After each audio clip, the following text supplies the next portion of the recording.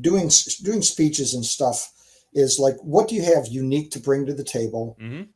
What do you have that's specifically you?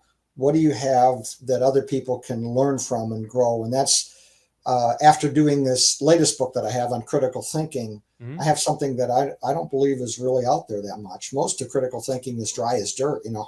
Going out to the beach and putting sand in your mouth may be more exciting than a lot of the books that are out there.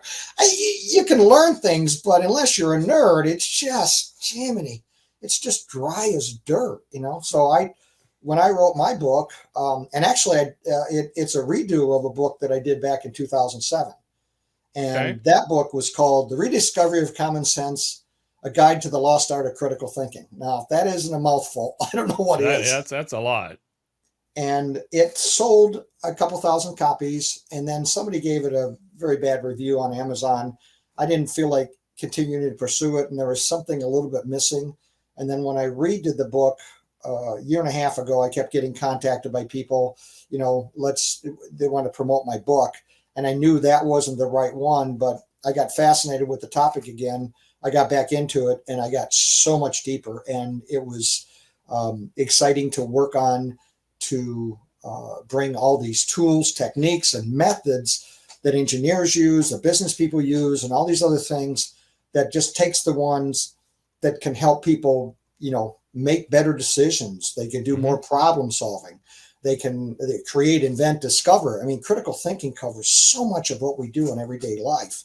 It's really exciting if you get into it. Yeah. So you mentioned common sense, and then you mentioned critical thinking. Can you have one without the other? I say no. I would agree with that. I would agree with and that.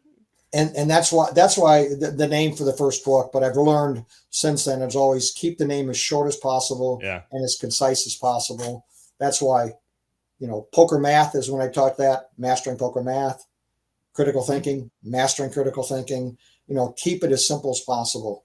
And Yeah. Critical thinking. I mean, it's definitely a topic anymore because it's, as you said, common sense is not so common. So critical thinking is different. And why do you think it's more important now, or is it more important now than it ever? Because I'm of the mindset that it's always been important. It's just simply the speed of which stuff does and the amount of data that's out there highlights your ability to sort of filter through and come to that critical decision. that's exactly correct. If I had to put it in as tight as a nutshell I could, it's have an open and curious mind. Now Mhm. that sounds really simple, really straightforward. However, when you talk to people, it just